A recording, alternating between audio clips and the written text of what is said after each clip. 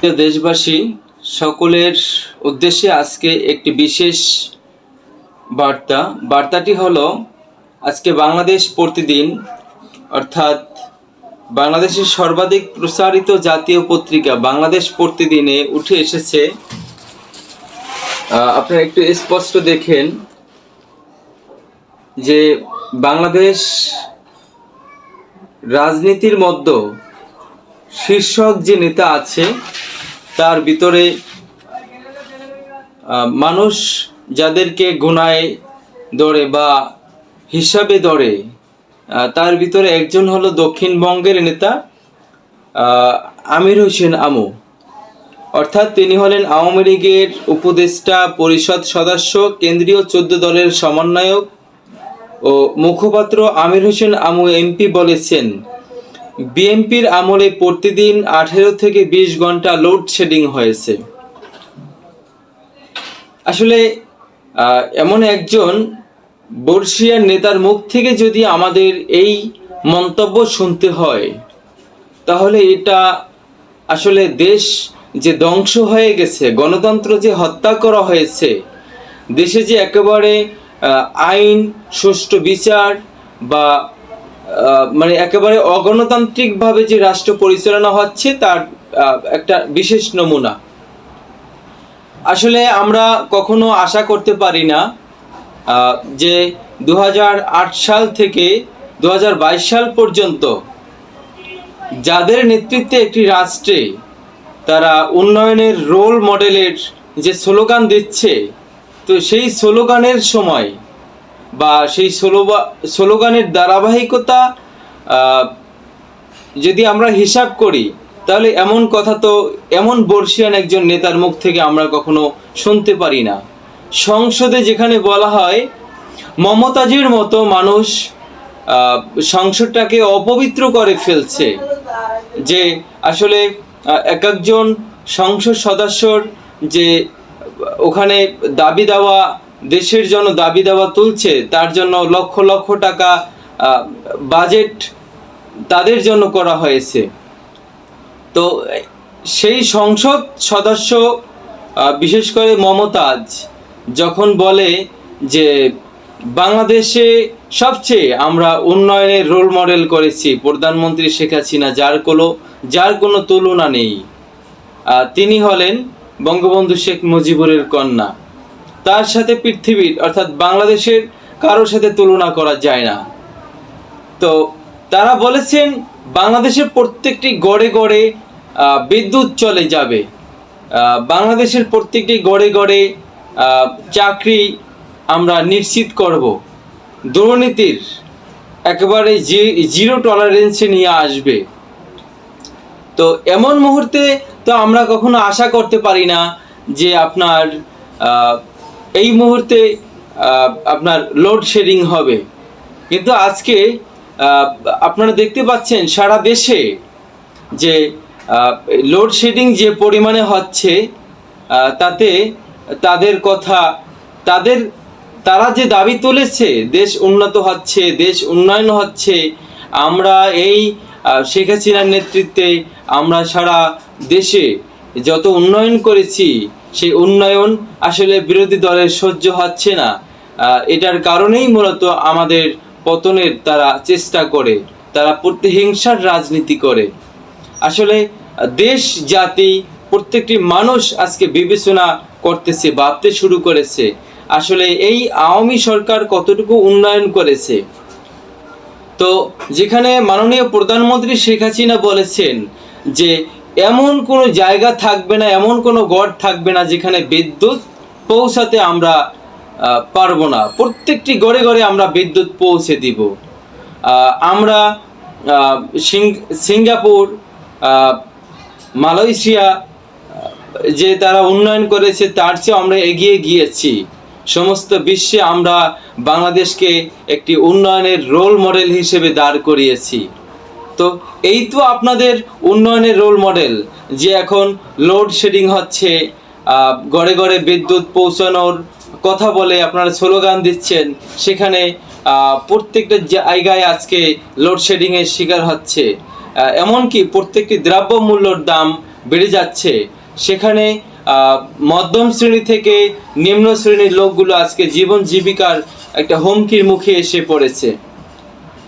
তো আমি এর তীব্র নিন্দা জানাচ্ছি যে বিএনপির আমলে 18 ঘন্টা লোডশেডিং আসলে যত উন্নত হচ্ছে, যত দিন যাচ্ছে, যত দিন যাবে, তত আপনার তথ্য প্রযুক্তি থেকে শুরু করে প্রত্যেকটি জায়গায় উন্নয়ন হবে, এটাই স্বাভাবিক।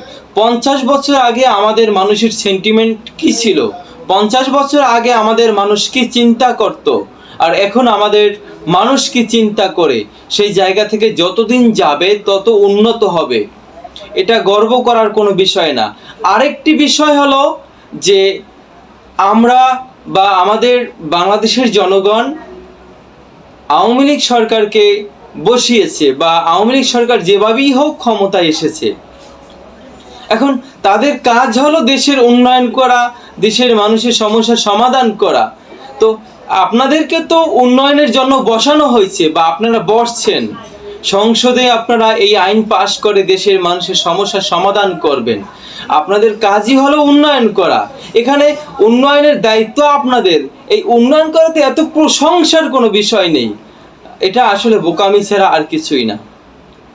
তো আপনারা আপনাদের শাসন আমলে গণতন্ত্র হত্যা করেছেন, আপনাদের শাসন আমলে গড়ে গড়ে চাকরি হারিয়েছে, গড়ে গড়ে মানুষ অসহায়ত্বের বা ঋণের বোঝা নিয়ে আজকে দুর্বিষহ জীবনযাপন করতেছে। আজকে ক্ষুদ্র ব্যবসায়ীরা কোটি কোটি টাকা ঋণ হয়ে যাচ্ছে, লক্ষ লক্ষ টাকা ঋণ হয়ে যাচ্ছে। আজকে মানুষের জীবন যাপনের একটা হুমকির মুখে এসে পড়েছে। তো এই বর্ষিয়ার নেতা আমির হোসেন আমু যে বলেছেন যে লোডশেডিং বিএনপির আমলে হচ্ছে, আমাদের আমলে তো খুব কম হচ্ছে, এটা আসলে গণতান্ত্রিক বা সুষ্ঠু মন মস্তিষ্কের কথা হতে পারে না।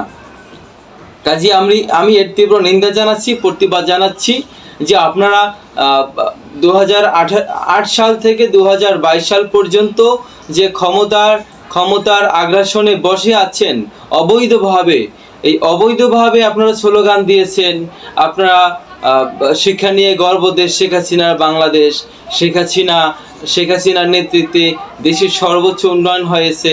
কি উন্নয়ন হয়েছে? উন্নয়ন তো হয়েছে আপনাদের মুষ্টিমেয় কিছু মানুষের। এমন কোনো জায়গা নেই যে দুর্নীতি নেই, এমন কোনো জায়গা নেই যে মানুষ আজকে কষ্টে নেই। তো আপনারা কি উন্নয়ন করেছেন? আপনাদের লজ্জা থাকার কথা। আপনাদের বিবেক বলতে কিছু নেই। কারণ আপনারা আজকে জনসম্মুখে এসে আওয়ামী লীগ পরিচয় দিতে আপনাদের মনে হয় যে লজ্জা হচ্ছে কিনা আমার জানা নেই। আমি যখন দেখি বিভিন্ন জায়গায় ব্যানারে ব্যানারে আওয়ামী লীগের ছবি, তখন আমার মনে হচ্ছে যে এই সমস্ত মানুষগুলি অমানুষ।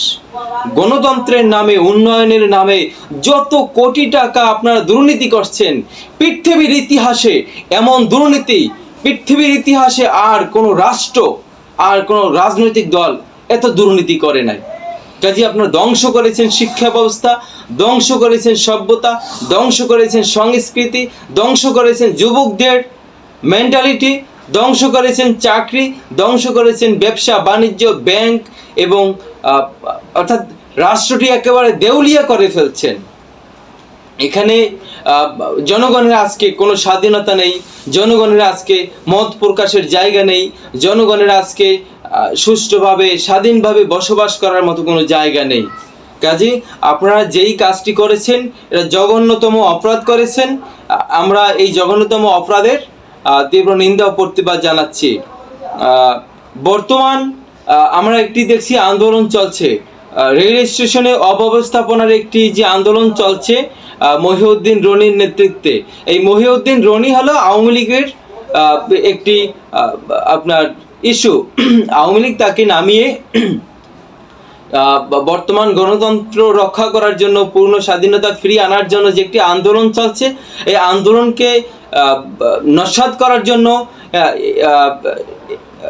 ইমরান সরকারের মতো একটি পরিকল্পনা করে, ষড়যন্ত্র করে এই মহিউদ্দিন রনিকে দাঁড় করিয়েছে, যাতে করে বাংলাদেশের মানুষ সব এই মহিউদ্দিন রনির দিকে ফিরে যায়।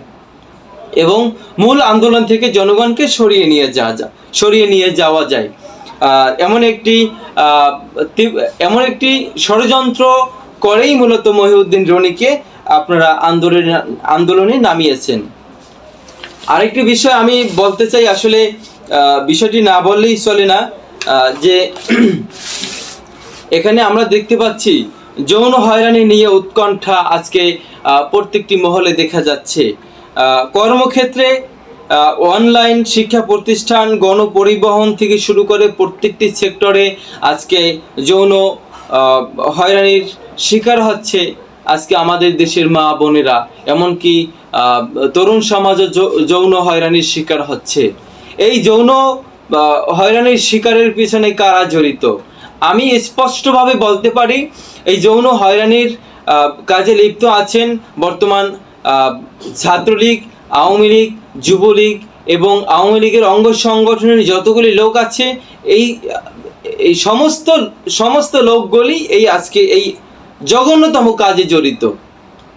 এবং আমরা দেখতে পাচ্ছি বিভিন্ন জেলায় যে আপনার যে মাদক দ্রব্য নিয়ন্ত্রণের যে একটা ব্যবস্থা করা হচ্ছে, এই জনপ্রতিনিধি, আওয়ামী লীগের জনপ্রতিনিধিরা বলতেছেন যে এলাকায় গিয়ে প্রচার করেন যে আমরা মাদক দ্রব্য বা নেশাকে একেবারে নির্মূল করে দিয়ে মাদক মুক্ত সমাজ গড়তে চাই।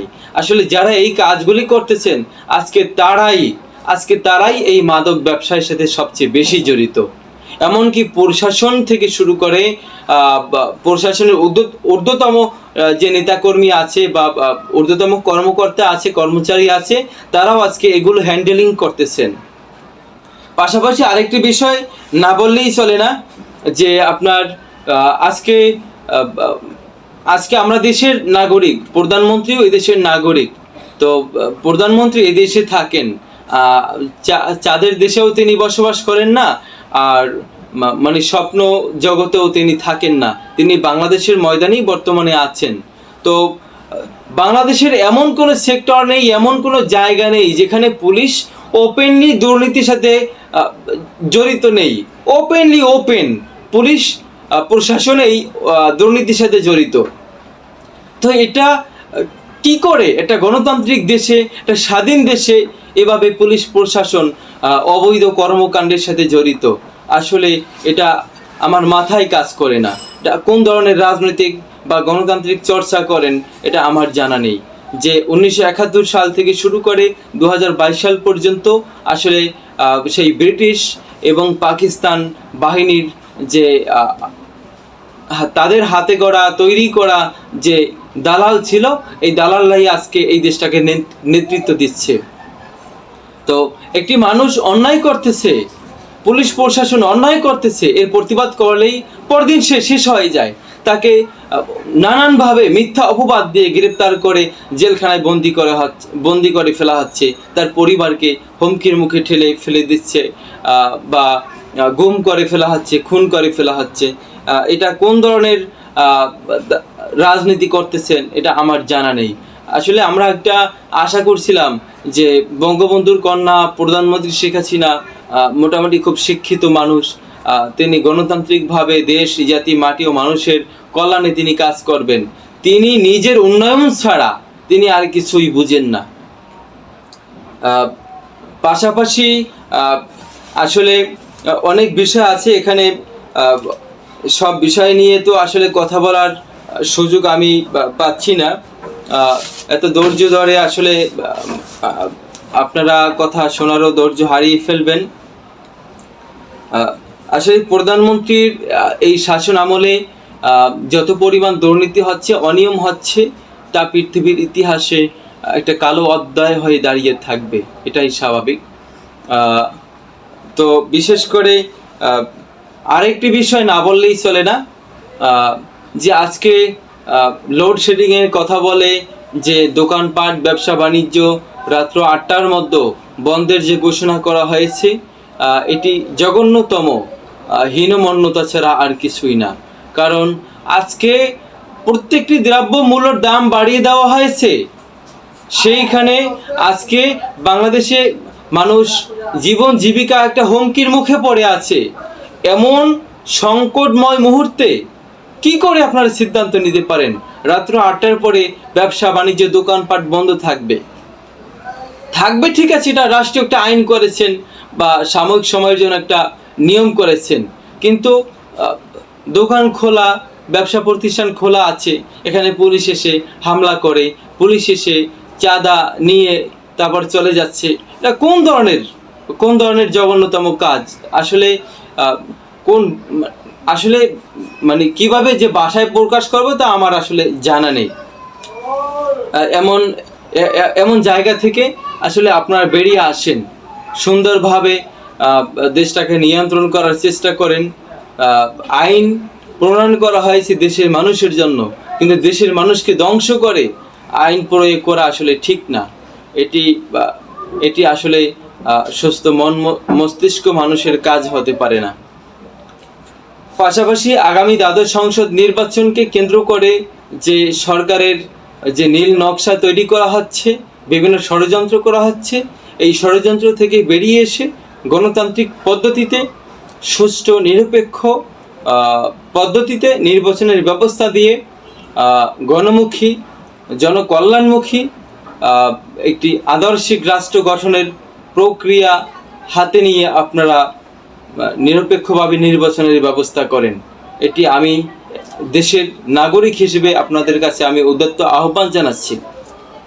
সোশ্যাল মিডিয়ায় প্রচারিত হচ্ছে, আওয়ামী লীগের অনেক নেতাকর্মীরা এগুলো প্রচার করেন যে শেখ হাসিনার নেতৃত্বে যদি আমরা আবার আগামী সংসদে বসতে না পারি তাহলে আমাদের অস্তিত্ব থাকবে না।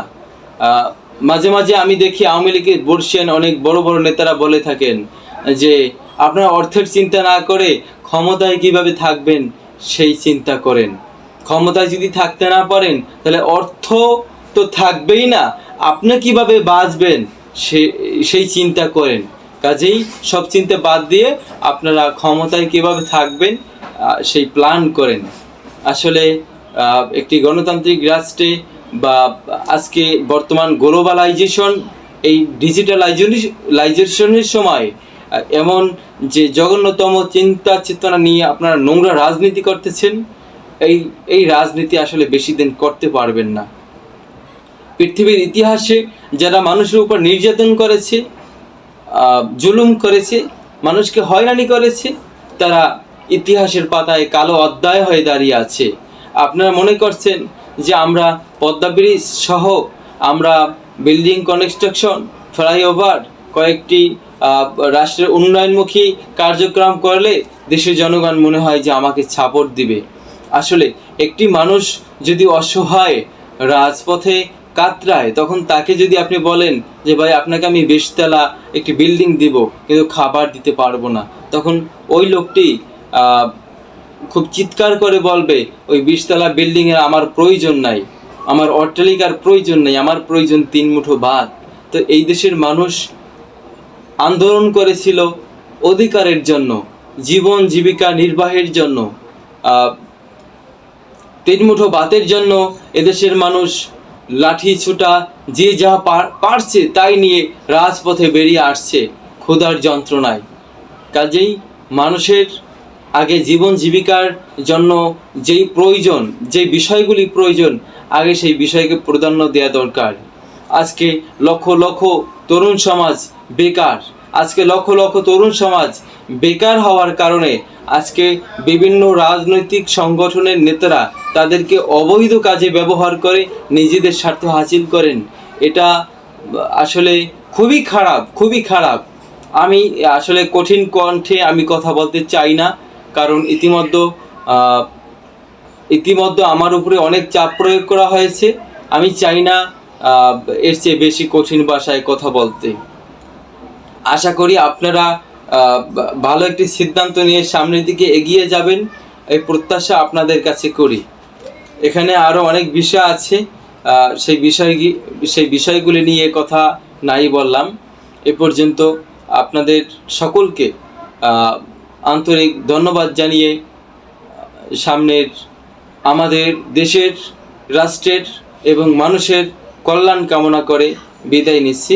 আসসালামু আলাইকুম রহমতুল্লাহি ওয়া বারাকাতুহু।